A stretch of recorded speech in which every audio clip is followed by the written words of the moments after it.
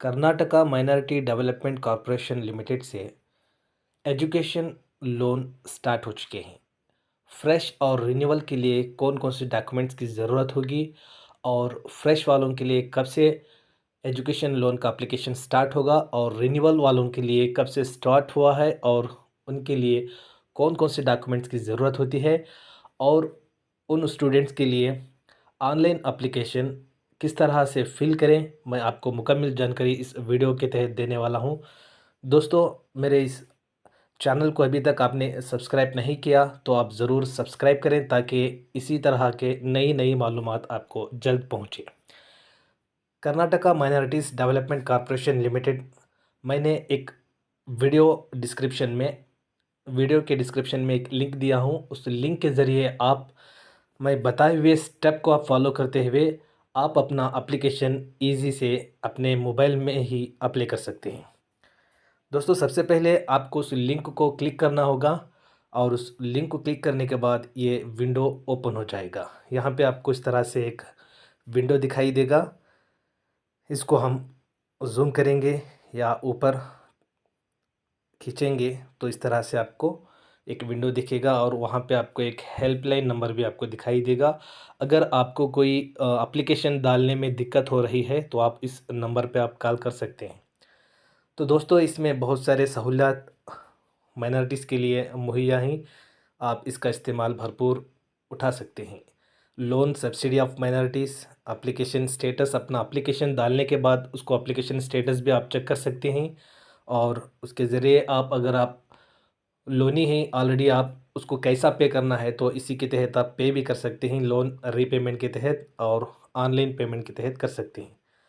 तो दोस्तों, आइए अब मैं एरू एजुकेशन लोन स्कीम के बारे में मुकम्मल जानकारी देने जा रहा हूँ।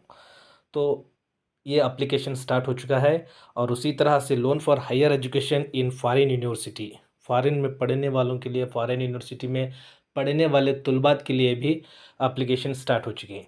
तो मैं आज इस वीडियो में एरू एजुकेशन लोन के बारे में मुकम्मल जानकारी दे रहा हूँ कि कौन कौन से डॉक्यूमेंट्स की ज़रूरत होगी और हम किस तरह से इसको ऑनलाइन में एप्लीकेशन फिल करेंगे।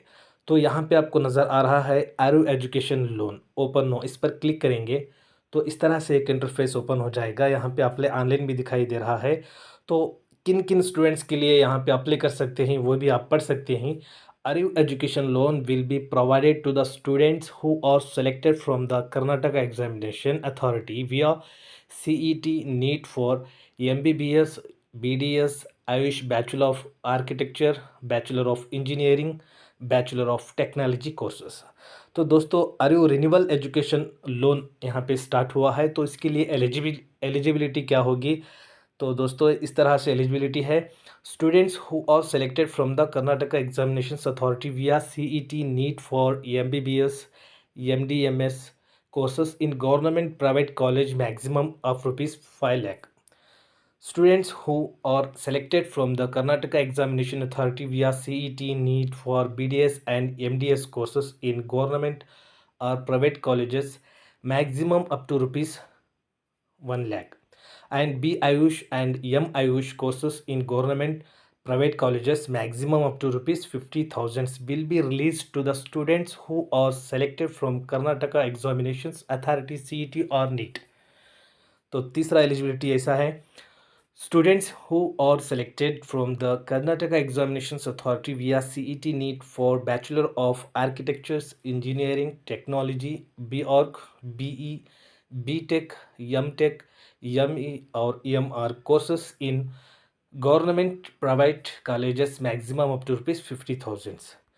Fourth one, eligibility, students who are selected from the Karnataka Examinations Authority via CET NEET for maximum rupees 50,000 will be provided for MBA, MCA and LLB courses through KEA.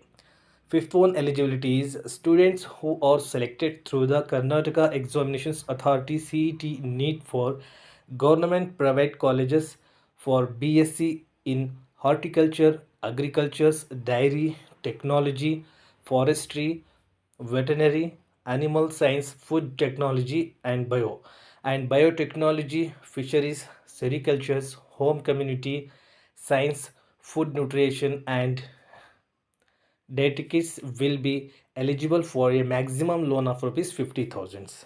इन ये students 50,000 loan apply कर सकते हैं 50,000 के लिए।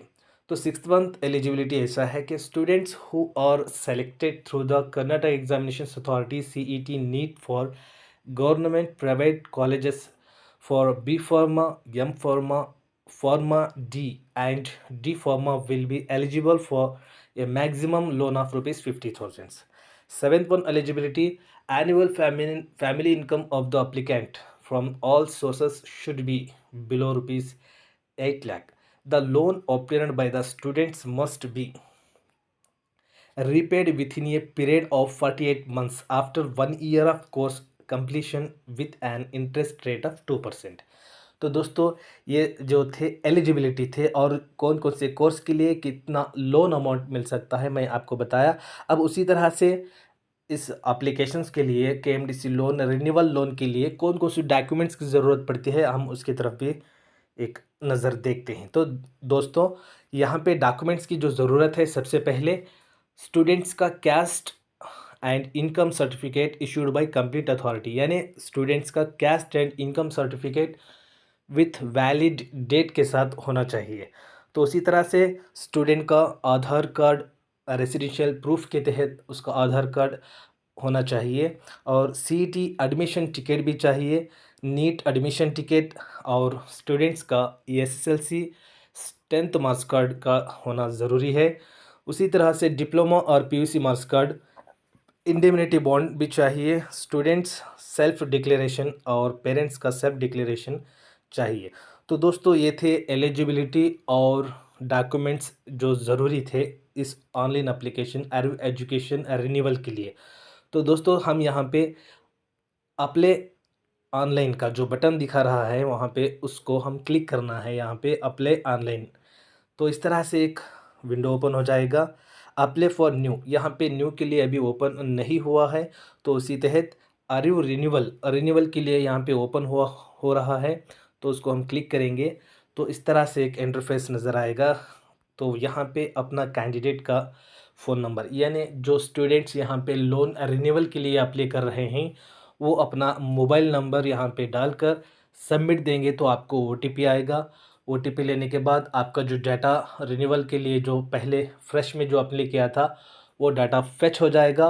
उसी तरह से मैंने जो आपको बताया कि जो जो डॉक्यूमेंट्स थे वो पूरे डॉक्यूमेंट्स उसको स्कैन करके आप अपलोड करके सबमिट करेंगे तो आपका एप्लीकेशन प्रोसेस कंप्लीट हो जाएगा। तो एप्लीकेशन डालने के बाद उस एप्लीकेशन का स्टेटस चलने के लिए फिर इसी वीडियो लिंक में जो डिस्क्रिप्शन है उसी को क्लिक करके आप अपना एप्लीकेशंस का स्टेटस भी आप चेक कर सकते हैं।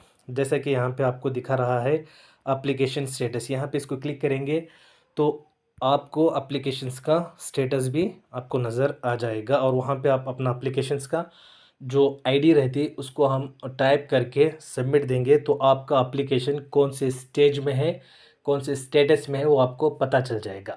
तो दोस्तों ये मालूमात आपको अगर फ़ायदेमंद है तो आप अपने दोस्तों को और रिश्तेदारों को और अपने भाई लोगों को, सब लोगों को आप इस वीडियो को ज़रूर शेयर करें और इसी तरह की नई नई मालूमात के लिए हमारे इस YouTube चैनल को आप ज़रूर सब्सक्राइब करें। अस्सलामु अलैकुम वरहमतुल्लाहि वबरकातुहू।